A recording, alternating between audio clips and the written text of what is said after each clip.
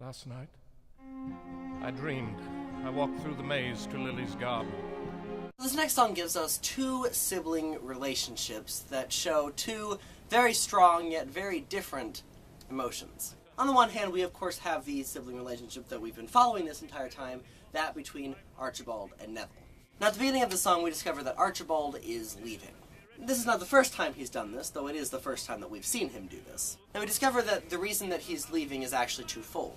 One reason is because Colin won't talk to him, and the other reason is, of course, because of Mary, because Mary reminds him of Lily because of the aforementioned hazel eyes, and so he just can't deal with the fact that this girl looks like Lily and keeps reminding him of Lily. And as if all that wasn't bad enough, he also had a dream. And in this particular dream, Lily and Mary were standing in Lily's garden having a nice, pleasant little conversation.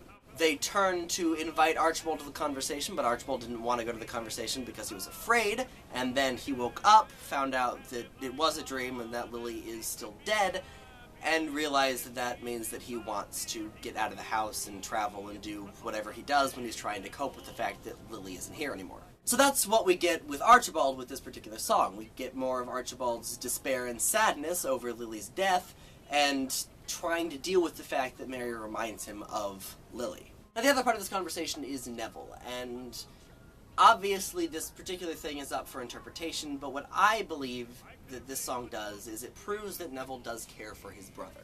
He wants Archibald to be happy, and he doesn't really know how to make him happy.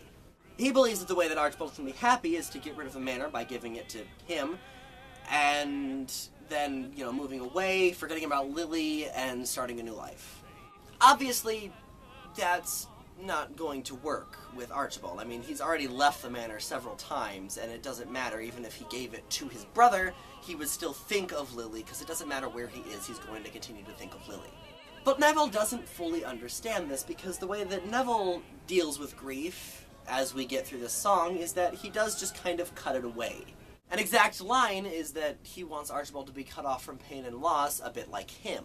So that's just how he deals with grief. He cuts it out. He doesn't think about it, and apparently that works for him. Although really, when you look at the character of Neville, you could also make the argument that it does not at all work for him. So what we get with this song, with Neville's character, is that he is trying to help his brother, but he just doesn't know how. Now, this particular song is called a quartet. So far we have two, so we need two more. So the other sibling relationship is that between Lily and her sister Rose, who just so happens to be Mary's mother. Whereas Archibald and Neville are talking about loss, Lily and Rose are talking more about love. Because we find out through the song that Rose does not approve of Lily's choice. This particular memory is taking place after Lily has agreed to marry Archibald, and Rose doesn't like the fact that Lily has agreed to marry Archibald. She doesn't like Archibald because he's a gloomy man who lives in a gloomy house, and also he's crippled.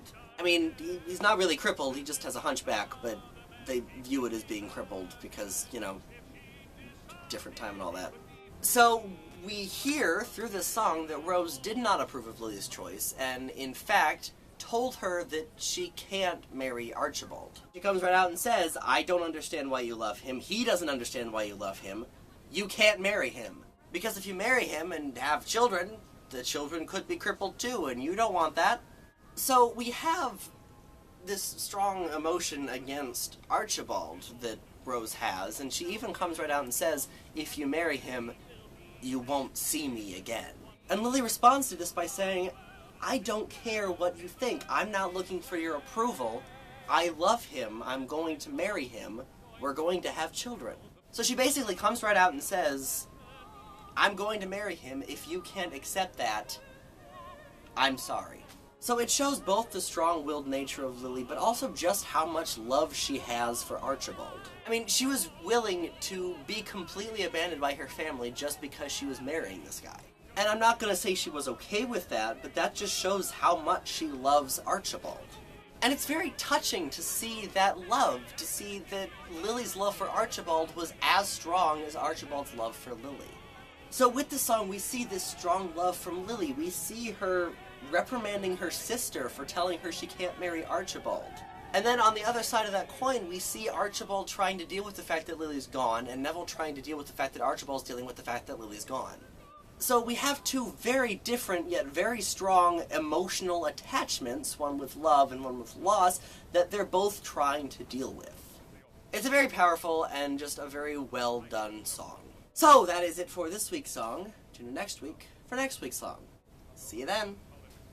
See that you don't wake him. In 10 years have I ever awakened the boy? There's a man who no one sees.